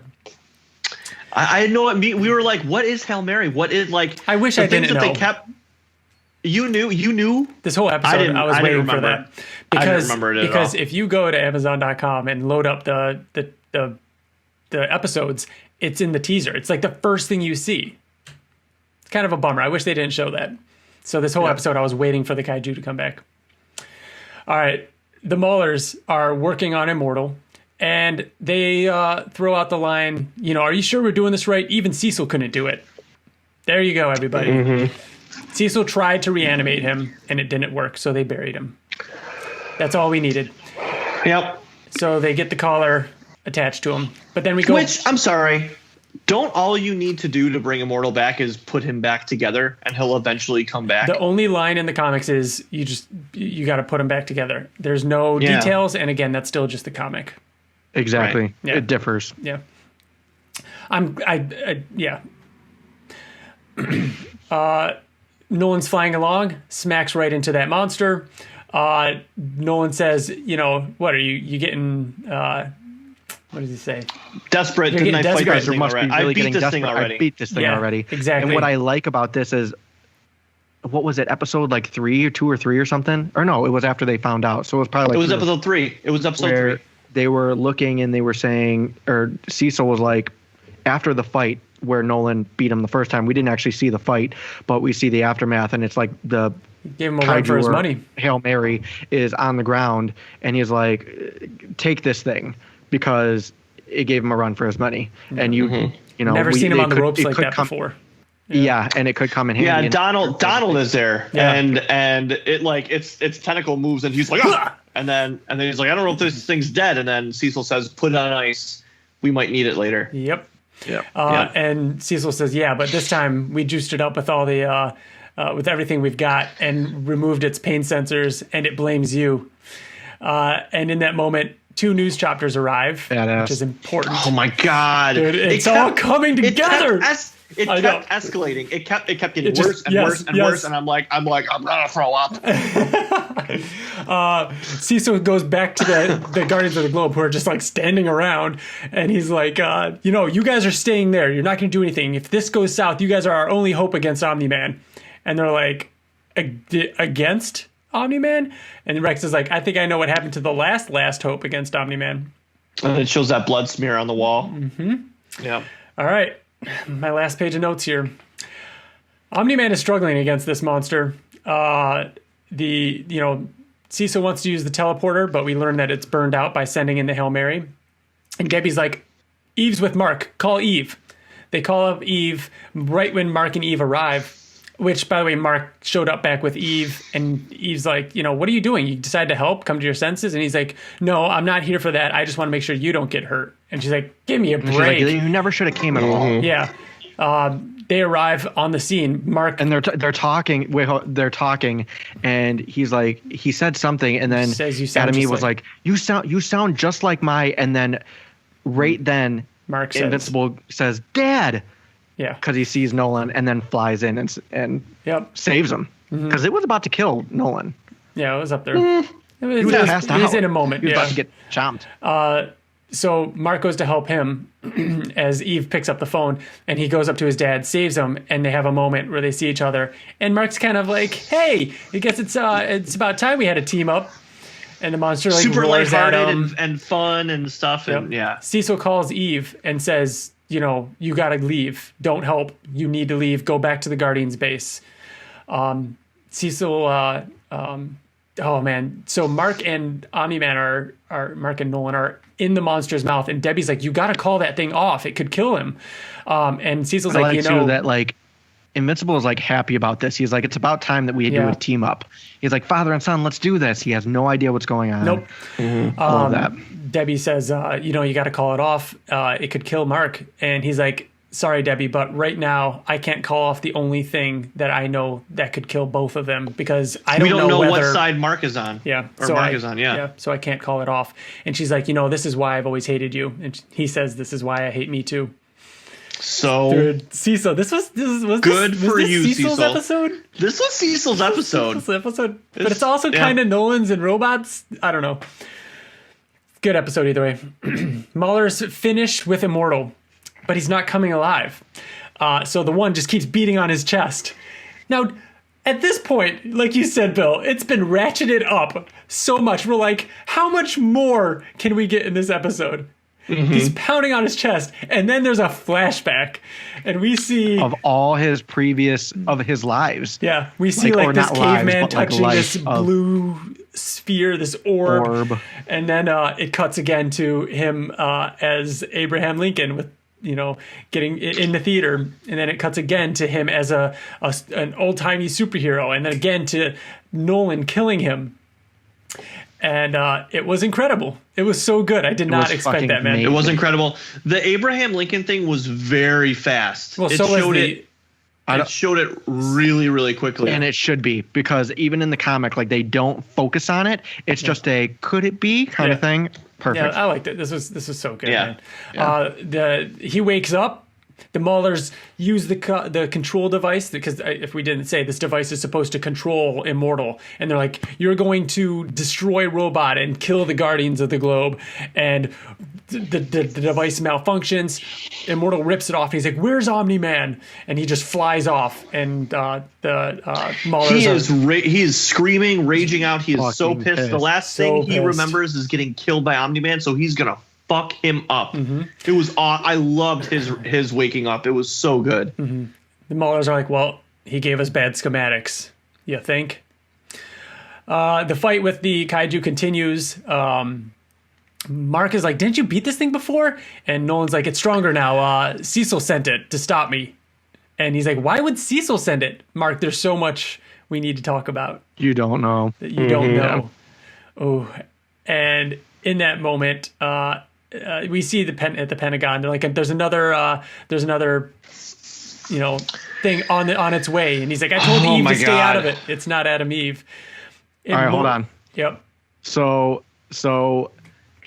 at this point, the entire fight, I'm looking over at my mother, and she is like hurtled up, and she's fidgeting with her fingers, and she's like wide-eyed, like. My only regret was not getting like sneaking a video or something of like, because it was hilarious. But at the same time, I'm so enthralled with what's going on, because it was the first time I watched the episode too. Oh my gosh, dude. Stressed out. She's so stressed, right? So, and at this point, when Immortal comes to life and was like where's Omni-Man, and flies up, and then Cecil goes, or they're like, something is coming, and he's like, I told Adam Eve to stay away, and then they go, it's not Adam Eve. My my mom. She's very much a mom. She's very proper. She is my God-fearing Christian mother. Goes, oh shit.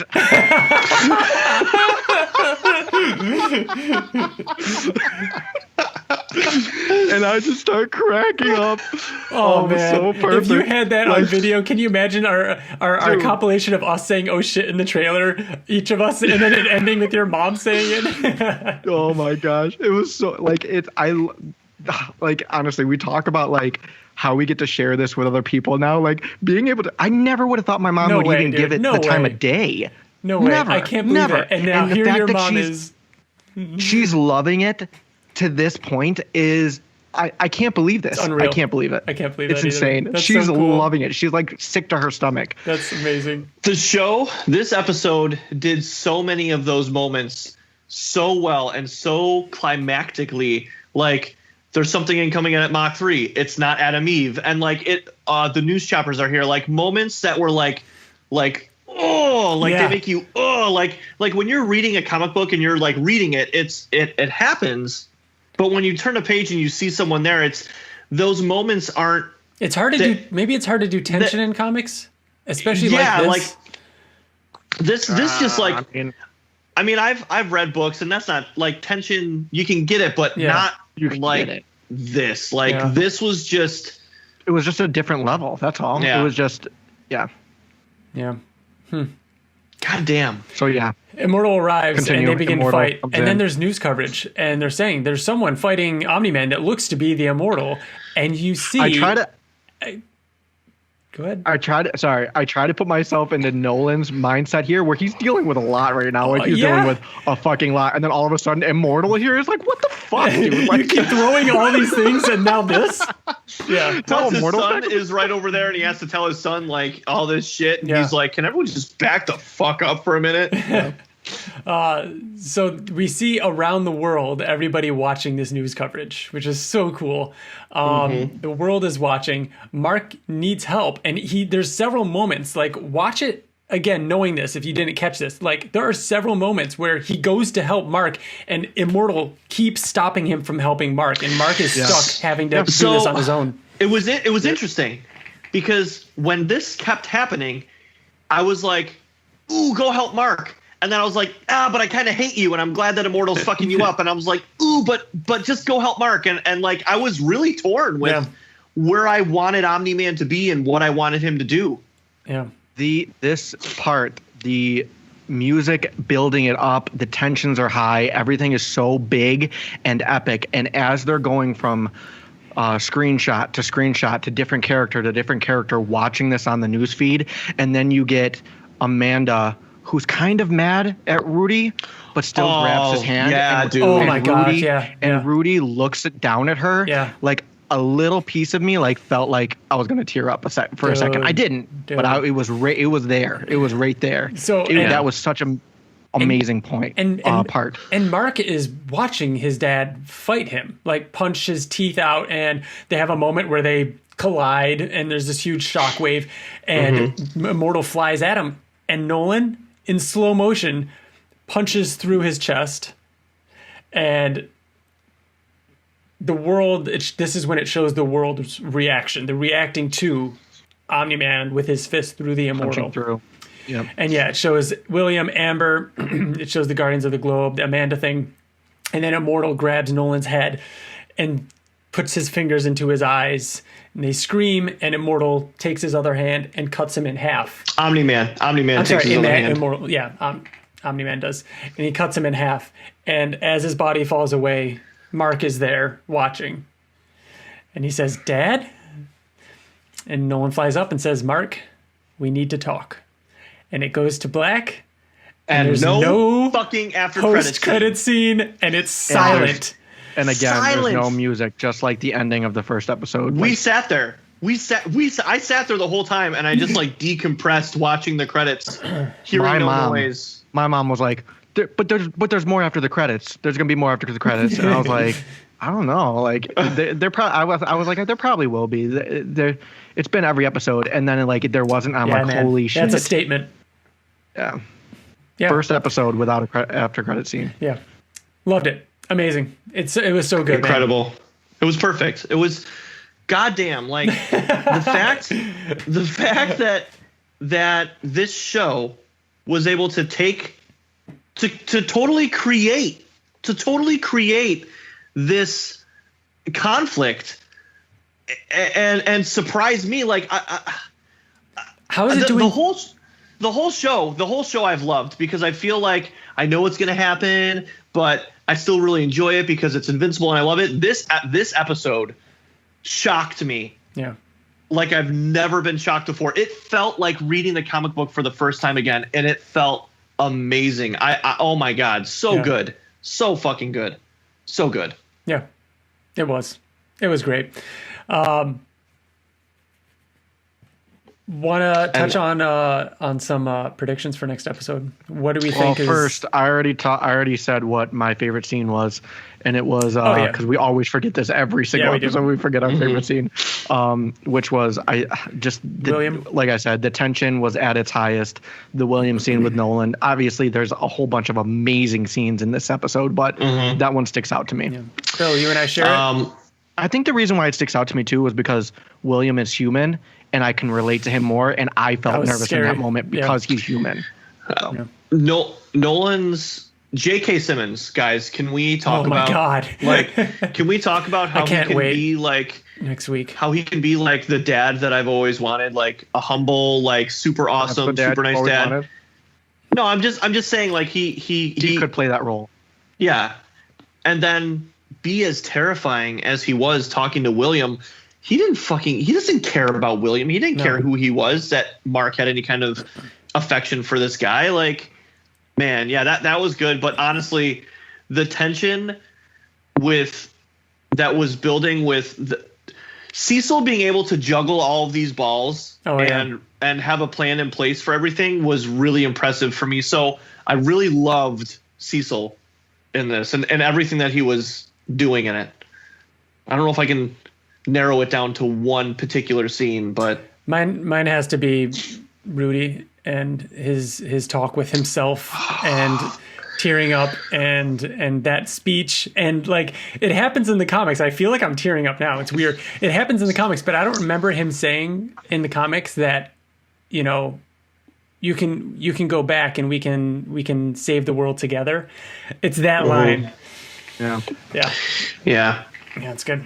That was rough. Good stuff. Rough. I would like to say that I'm glad that they saved the entire fight for the last episode. I can't believe that they did it. We all thought that it was going to be episode 7. Yes, TJ, and then the aftermath was going to be. I have always episode said, 8. I think I've always said this too. Go back. And then episode 7. I have always said that episode 7 was going to end with his fist clenching, like right before the fight. So I was wrong about that, but I knew that the fight wasn't going to be in 7. I have receipts. I know Luke is listening to this, and we DM'd about it, and I said I thought episode 7 would end with "We need to talk," which I think it's great. I can't wait, dude. I mean, half of next episode. I mean, and then we'll have a 30-minute fight. Maybe, I don't know if I'd say at least. I mean, because there's going to be a lot of talk and then fight. And then a lot of where are they now? What happens next? And we need to decompress everything and everyone. We got to see, where's Eve? What does she do?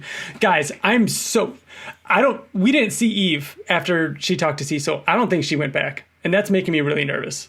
You think she's still there? I think she's still there. I think she's going to witness some of it. But she's not going to be able to keep up. She's not going to be able to be a part of it. I think she's going to be active. I mean, think about it. No, think about it. We got the Guardians just sitting around at the base all episode. Do we think they're not going to do anything next episode either? Something is going to happen. Cecil wants them to kill each other. He wants Mark or Nolan to fuck each other up to the point to where then the Guardians can come and clean them up. Because they've got to do something next episode. And again, if it's like the comic, they would do nothing. Do you think? I mean, Omni-Man could grab him and fucking take off somewhere. That's what I mean. I think that will happen. So if Eve or Guardians are around at all, there'll be like a moment and then Mark and Nolan are off and they can. I don't want them to be a part of it at all. I don't want them to have any part of it at all. I think it'll be a very personal fight, TJ. It will. I don't think that it'll. Think about the emotion in this show right now. Kirkman wrote the first episode. We know he's writing the finale. He knows more than us how much that means and that fight means. Like it'll be fine. I agree. I think it's also worth noting that in the show they do a very obvious job of making Mark not that strong, not that powerful, and there's no way that he would be able to stand a chance against somebody who killed all the Guardians. No, there's not even it's not even a question. So this episode was weakening Nolan up. We need to throw everything we can at Nolan, including almost blinding him, So Mark can actually, when he throws a punch, it fucking matters. I don't think that will actually be addressed at all. But I think that will be a thing that where fans afterwards can talk about it and be like, he was probably still a little weak. Otherwise, Zombie Man could just be like backhand him. But he's not gonna. He wouldn't want to. Yeah. Bill, that's exactly what should happen if it follows the comic. Like it did. You said so that way Invincible can kind of put up a fight. He doesn't put up a fight. He does. He gets motherfucked up. Like but not. But I mean, it's not even close. With as powerful as Nolan's been shown to be in this show, and how not real powerful Invincible has been thus far, guys. But he doesn't really need no to throw a punch that matters. He doesn't need to throw a punch that matters. He just needs to get fucking pummeled. Okay. Yeah. I'm just thinking about episode 1. Hit me. I want you to hit me. Oh yeah. Not ready for foreshadowing. We've got one more episode, guys. I am not ready for this.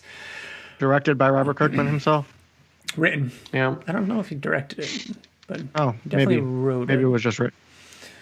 So we're gonna wrap it up here. We've been going for a while. A little while.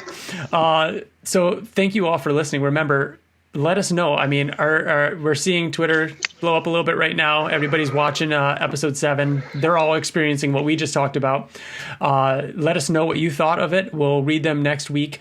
Remember, next week, the goal, or next episode, will be episode 100 of this podcast. Thank you all for listening to us for so long, those of you that have been with us. And we're aiming to have Robert Kirkman on. We're going to talk to him about the show, about anything Invincible that you want to talk about, not just the finale, but we're also going to be looking for your thoughts on the finale as well. Any letters that we don't read next week, because there will most likely be a lot, we'll try and bring up in later episodes. So just bear with us and let us know. Give us some questions for Robert, and let us know your thoughts on this episode and the finale. There's an exciting week ahead of us, and can't wait to hear what everybody thinks. Thank you, Bill. Thank you, TJ. And remember, you can find us at theinvinciblepodcast@gmail.com if you want to write in. Our outro music this week is Journey by Wyatt Layne. And that'll do it for us. Have a good one. One more to go, guys. One more to go.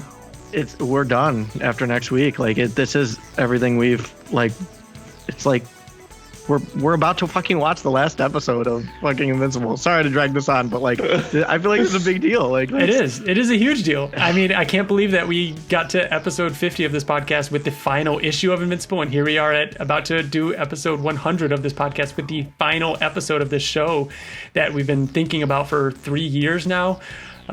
It's exciting. It's really exciting. The next time you hear our voices, we will have watched the entire seen it. It's over. Yeah. Crazy. We'll see. Sad. Can't wait. Until next time, I'm Bill. No. Come on. Come on. All right. I'm Ryan. Okay, bye. I'm Bill. Okay, bye. Bye. I'll take it. It's the sweet one. Bye.